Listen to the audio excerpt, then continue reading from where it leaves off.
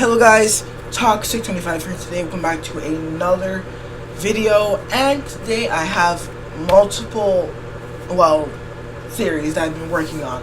Well, just to clear it up a little bit, the event happened a couple days ago, I think, or a day ago, I'm not sure. I didn't keep time of it, I didn't keep track. But, from then, I made a theory. Now, there's been a lot of speculations from different people and YouTubers that the orb is the nexus is connected to time, and I may have a theory to back that up with some really good logic, by my standpoint.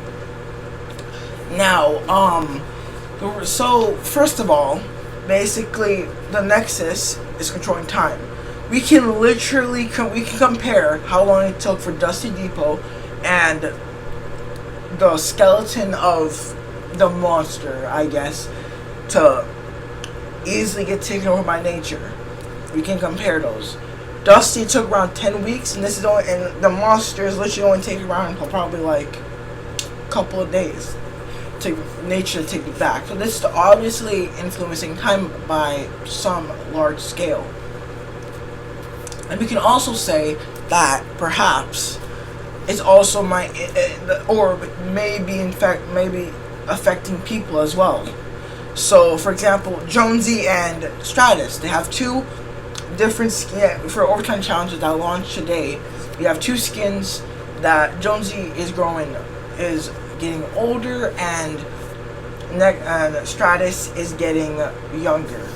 Wow, very, very impressive. But it's more than that. So what I've been using this for a lot of my theories, including season 5 till right now. I've been using this besides season 7. It's kind of just icebergs. But what I predicted, or what I said originally, is that the Hop Rocks powered basically the rocket back in season 4 that created the rifts. The rifts gave birth to Kevin. Kevin took us to the butterfly dimension for the first time, where we touched the butterfly, and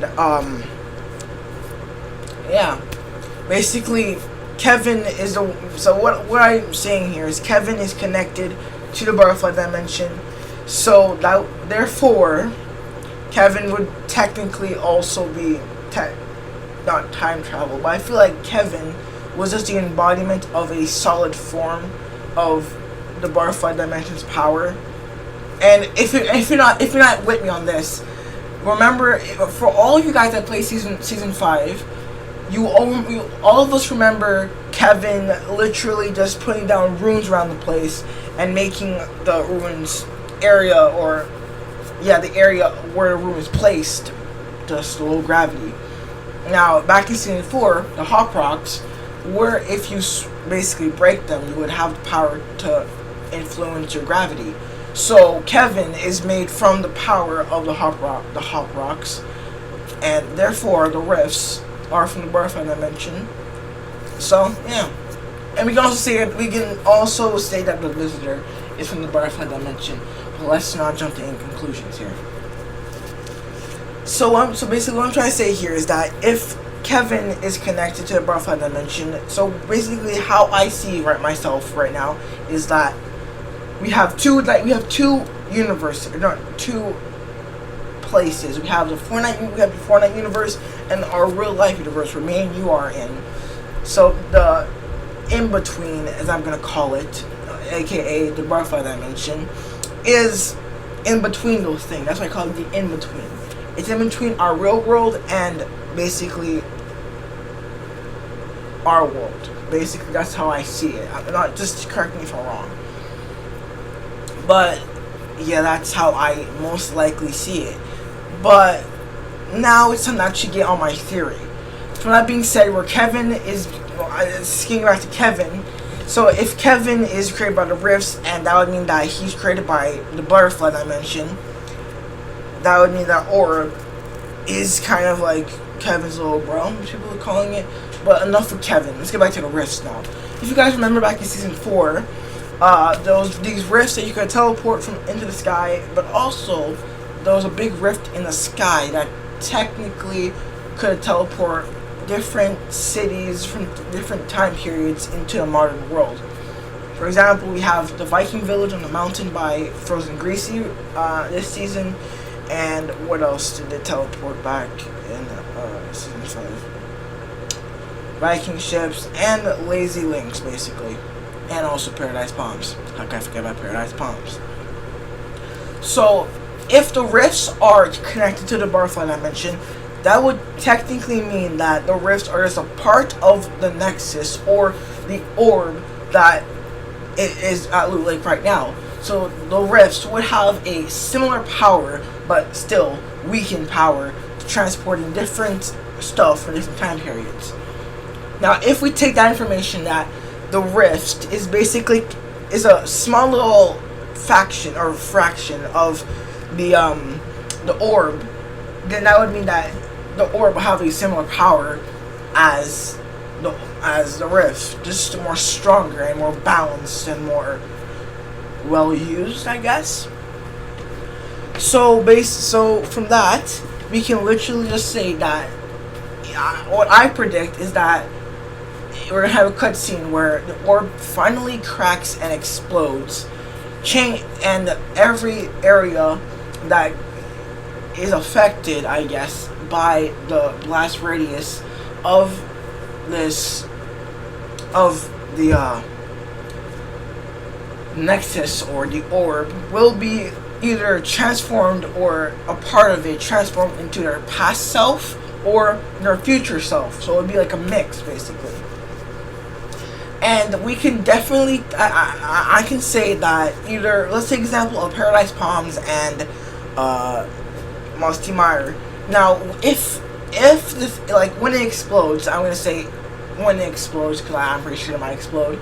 If it explodes, I'm gonna say, and Paradise Palms is in fact affected by the blast radius or the blast of the time traveler, the time orb. I'm gonna say, that would technically mean that what I see is that it's going to get affected. Then the orb may have the power to either pull a part of the future of Paradise and put it half for Paradise. So half will be Paradise, half will be the future Paradise. But also, if the orb can do this, it can also go into the past.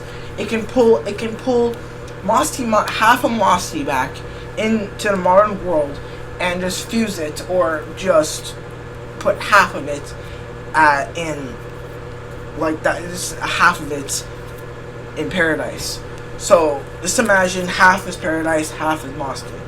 The power could do that because we've seen that it can manipulate time from skeleton being much more faster and not that, and just really fast of this time in general.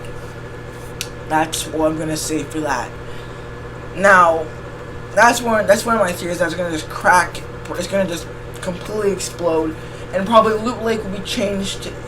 When it explodes, the blast radius of the orb at Loot Lake will be so strong, it will transform like Loot Lake into a whole pool of just energy of the orb.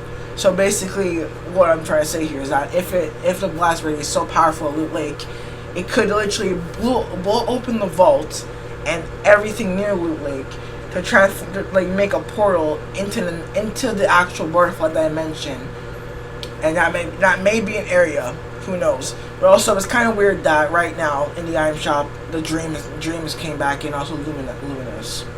Good job. So yeah, that's all I have for now until I have much more evidence or stuff. People may argue with me that, oh, well, Kevin is kind of dead now, and you also said multiple in your theories that Kevin is nothing is like the Kevin anymore, but the butterfly dimension now is kind of a thing. And I also have a theory that the sword that the mech used to defeat the monster, the one-eye monster, basically, is made of Kevin's ruins. Because if you guys remember back in season 6, basically a couple of his shards got were still at Loot Lake. And when Loot Lake got digged up back in season 8, we never saw the shards ever again. So we don't know if the shards were stacked in storage for more examining by the FBI of Fortnite, or they just got terminated for any more power source. So I'm just gonna jump to a massive hole of conclusions and just say that when Jonesy, the government took the shards of Kevin, put them in storage in case anything else happens that may need the power of Kevin, and when the volcano erupted, Bunker Jonesy and Peely went to the bunker. And so then when Singularity took over as the hero of Neil Tilted and the Savior, she retook basically everything. She took control of the government and basically took back took the Kevin shards to turn into a massive sword, because I don't remember how big the shards were, but they would definitely be enough to turn that sword into a giant massive sword like the robot used. And if we go by that theory, we can also say that that's why the sword could have channeled the butterfly energy, because if I go from my old theory that Kevin is connected to the butterfly dimension and was created by the butterfly dimension, Kevin could use the butterfly power as well, or could channel it like quartz. You know, quartz, right? Gemstone. So he can basically channel. It's like, instead of quartz channeling electricity, Kevin will be like a giant purple quartz shard channeling like just energy of the butterfly dimension. Tell me what you think about my theories. Just tell me if you have any more evidence, because season 10 is rolling around the corner. See you guys in the next one.